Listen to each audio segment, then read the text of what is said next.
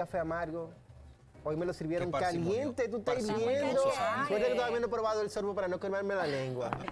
Porque dice Antonio Marte que República Dominicana llorará lágrimas de sangre por el tema de haberse retirado el proyecto de reforma fiscal oficialmente por parte del presidente de la República, Luis Abinader. Ustedes saben que Antonio Marte, cuando opina, la tiembla tierra porque lo hace con una actitud que, ¿qué les puedo decir? Básicamente, el senador por Santiago Rodríguez afirmó esto y dice que esto va de alguna manera a afectar la reestructuración de la Policía Nacional y el mejor manejo del sistema eléctrico. También subrayó la necesidad de reducir el gasto público porque dice que aquí hay muchas empresas que no pagan, muchos subsidios que se entrega a empresas que prácticamente hay que revisarlos y que con el plan de modernización fiscal se iba a lograr esto y que ahora eso queda entonces en el aire. La verdad es que hay muchas opiniones encontradas en este sentido. Esta es la posición de Antonio Marte y para poder debatirlo con más propiedad tenemos un invitado muy especial en este momento en nuestro set, Magnolia, Alex y Diana, es el economista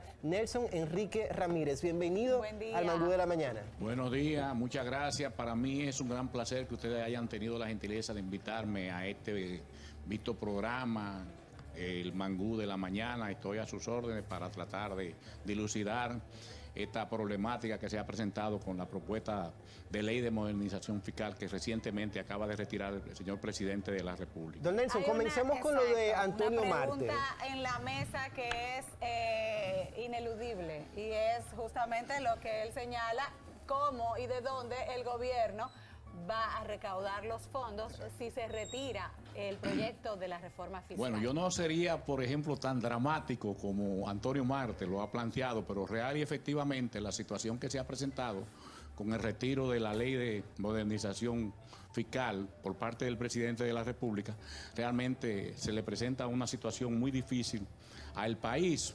A mí me gustaría, por ejemplo, retrotraerme, irme un poco atrás, al año 2012. En el año 2012, aquí se formuló la llamada Estrategia Nacional de Desarrollo, que es en esa estrategia se plantean todos los ejes estratégicos de la visión país de la República Dominicana. Y uno de los puntos más importantes es la firma del llamado Pacto Fiscal. Ese pacto fiscal, con la participación de todos los sectores que hacen vida en la República, de la sociedad nacional. Entonces, en el año 2014, se formuló también, a través de un decreto, eso fue en el gobierno de Danilo Medina, el reglamento de aplicación de esa ley. Entonces, eso está establecido por ley y que plantea que todos los sectores de la vida nacional tenían que abocarse a la firma de ese gran pacto. Entonces se planteaba que en el año 2015, a más tardar, se iba a firmar ese pacto fiscal conjuntamente con otro pacto. Ustedes escucharon, por ejemplo, el pacto eléctrico, el pacto por la educación y así sucesivamente.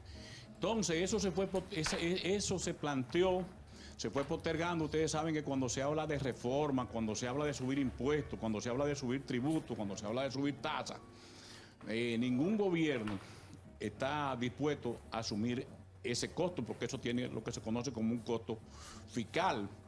¿Qué se planteaba, por ejemplo, con el pacto fiscal? Que la República Dominicana, por ejemplo, no podía seguir dependiendo del endeudamiento público para seguir financiando, por ejemplo, toda la demanda y las reivindicaciones sociales de la sociedad, por ejemplo, los servicios sociales, las obras de infraestructura. Por ejemplo, aquí ustedes se recuerdan que aquí se estableció el 4% de la educación, que fue eso surgió, por ejemplo, de una serie de reivindicaciones por parte de la sociedad y se estableció el 4% por la educación. Y así hay una serie de conquistas que la sociedad ha ido obteniendo, pero hay que obtener los gastos para sufragar esa conquista. Por ejemplo, aquí usted escucha constantemente a la gente solicitando que le arreglen una calle, que le arreglen una carretera. Usted oye a los médicos, por ejemplo, que le aumenten el sueldo. Usted escucha, por ejemplo, ustedes escucharon el día pasado que el gobierno, que el presidente le aumentó a los policías. Ustedes escuchan, por ejemplo, que la gente se queja de la delincuencia y de la inseguridad ciudadana, pero todo eso implica gasto. Todo es gasto. Entonces, ¿qué pasa? El gasto hay dos opciones o dos alternativas para usted afrontarlo, para usted sufragarlo. Una es a través del endeudamiento. Entonces, y otra es a través de ingresos internos, que son los tributos. Vale decir que los tributos están compuestos por los impuestos y las tasas. Los impuestos son todos los ingresos que el gobierno tiene de manera coactiva, es decir, de manera obligada, sin tener que estar obligado a devolverle a quien da el impuesto con una contraprestación de servicio. Y las tasas son, por ejemplo, el tema de la placa y ese tipo de cosas. Ahí es donde quiero justamente detenerme, porque si bien es cierto de que necesitamos una reforma fiscal, o sea, para nadie es un secreto de que hace falta en el país, pero este concepto de tributar, creo que también debemos hacer una introspección para darnos cuenta de esa realidad. Lo del endeudamiento público cada vez se abulta más. Claro. Y el propio presidente ha expresado de que lo ideal sería a un tiempo no lejano que el país pudiese tener la capacidad de poder asumir ese tipo de costo, y a pesar de que, bueno, tenemos una deuda que se vuelve cada vez mucho más extensa. Sí. ¿Cuán difícil y por qué se hace esto de poder tributar?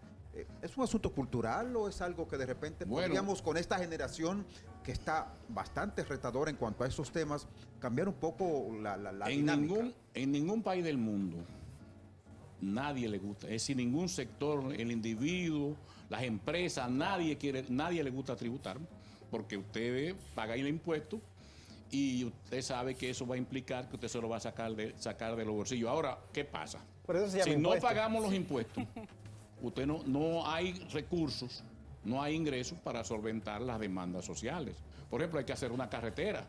Entonces, para poder hacer la carretera, necesariamente hay que tener los recursos. Por ejemplo, ustedes recuerdan que ustedes saben que cada día que pasa, todos los años, ustedes observan lo que se presenta con el tema de la inscripción de los niños, por ejemplo, en las aulas, que no hay aulas.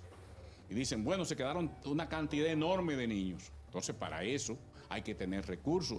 Para eso se dispuso el 4%. Ustedes escuchan también que los maestros solicitan constantemente que le aumenten los salarios. Sí, ustedes escuchan, por ejemplo, que los médicos quieren que le aumenten los salarios. Yo le voy a decir, por ejemplo, usted hablaba ahorita del tema de la deuda eterna.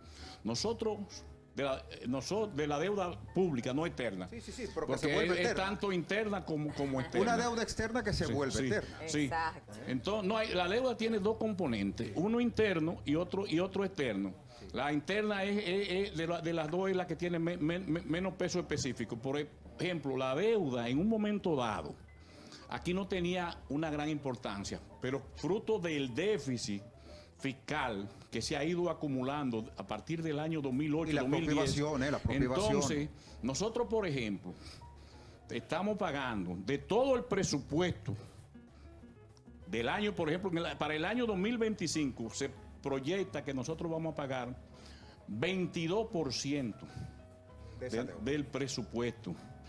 Pero súmele a eso que nosotros el 4% del PIB que está dispuesto por ley para la educación, también es un 22%. Calcule, cuando usted suma un 22 y tanto por ciento, esos dos rubros solamente, esos dos ítems solamente, ya tienen la mitad del presupuesto. Entonces, todo lo demás, ¿qué implica todo lo demás? Bueno, el pago de la nómina de los médicos, el pago de la contratación de los guardias y los policías, y la contratación por ejemplo, queremos una justicia independiente, pero para tener una justicia independiente, ¿qué hay que hacer con la gente que administra justicia? También pagarle un buen salario, y así sucesivamente. Por ejemplo, aquí hay una cantidad enorme de personas, aquí hay lo que se conoce una deuda social acumulada, y esa deuda social acumulada, para poder solventarla, nosotros tenemos que tener recursos, y esos recursos, como le dije ahorita, tenemos que obtenerlos de dos formas. Por ejemplo, este gobierno, en julio de este año, a mediados de julio, creó la llamada Ley de Responsabilidad fiscal, que ustedes tienen que haberla oído mencionar, porque eso, todos los políticos de aquí y los sectores sociales que hacen Se opinión comprometieron, pública, se comprometieron. se comprometieron a formularla y aplicarla.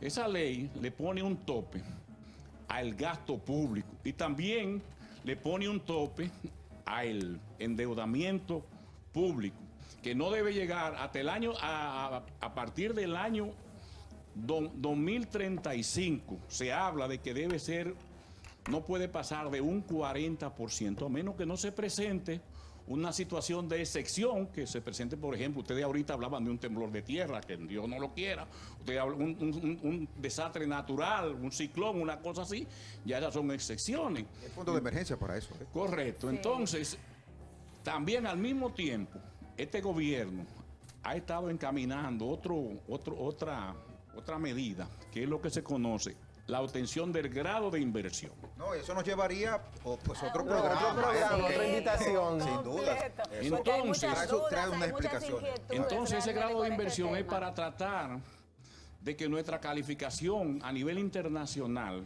mejore, lo que se conoce, ustedes han escuchado hablar de lo que se conoce como el riesgo país, que un país, por ejemplo, que tiene un riesgo bajo, entonces tiene mayor acceso a los mercados de capital en mejores condiciones, tasa de interés, plazo, diversificación y otra cosa, los activos que tiene el país con la obtención del grado de inversión también mejorarían o tendrían mayor valor, atraeríamos mayor inversión y las inversiones que van a venir no serían, por ejemplo, inversiones de carácter especulativo, que muchas veces, por ejemplo, nosotros somos un pequeño país, una media isla, que somos abiertas y estamos expuestos a cualquier choque que pueda suceder a nivel internacional. Sin duda que esos temas económicos concitan la atención y temas de mucho debate. Samir, Magnolia, Diana. Es Más que adelante en este momento ampliamos. es el tema, esa es la actualidad. Claro, Porque gracias, don Nelson, por acompañarnos. La Un gente, gusto. Samir, la gente quiere saber cómo se va a invertir ese dinerito que a mí, a través de todo lo que implica estas tributaciones, van a invertir. Ya lo O sea veremos que- en otra entrega, en Es otra así. invitación. Bueno, ustedes Valioso, saben que valioso. estamos en la mejor disposición, estamos a las Claro órdenes. que sí, Gracias. que Gracias. tiene Es un que tema, ver, como ustedes lo dijeron, un hay- tema que hay que complejo, hay que desarrollarlo, muy complejo. Muy complejo. Hay una realidad y es que todos estamos de acuerdo en que se debe hacer una Claro, reforma claro. fiscal, Sí, sí, sí. pero hay que estudiarla con calma y tenemos todos también que estar de acuerdo en lo que se va a presentar. Bueno, pero hay que no sé si me votar pueden dar definitivamente. un solo... A modo de resumen, 30 segundos, 30 Yo segundos. pienso que el hecho de no hacer la reforma, el hecho de posponerla, puede tener un gran costo. Y, por ejemplo, los líderes de los partidos políticos, en este caso de los partidos políticos de oposición, ellos hoy deben de estar pensando de que el presidente debe encabezar un gran consenso para que esta reforma se le hagan se vean todas las aristas, todos los aspectos y la que surja sea lo más legítima posible. Sí. Y entonces, a partir de ahí ya, yo pienso que quienes la formularon, es decir, los formuladores de la reforma se confiaron mucho, no hicieron lo que se conoce, por ejemplo, un mapeo de actores, no hicieron un análisis de involucrados para ver cuáles eran las fuerzas que eran fuerzas que se oponían, en este caso, por ejemplo, a los sectores que iban a ser afectados, los partidos políticos, por una cuestión natural, porque tienen su lógica interna, y entonces hacer una incidencia, lo que están haciendo, por ejemplo, ustedes conmigo ahora mismo. Y eso, yo pienso que eso faltó. Bueno, vamos a esperar que se logre hacer cuando retomen ese tema de la reforma y que participen obviamente de todos los sectores, de todos los partidos, para que al final tengamos el mejor resultado para todos los dominicanos, porque eso es lo que nosotros queremos, por eso traemos justamente expertos, como en el caso del señor Nelson, economista, para que nos hable claramente de esos temas que necesitamos entender. El común denominador, o sea, la gente normal de a pie que trabaja todos los días, que se levanta con el sudor de su frente a traer la comida a casa y que también, bueno, también no, somos los que más impuestos probablemente tendremos que pagar. Así que gracias por acompañarnos. Tema Vamos cerrado a por el continuar momento. aquí con el café.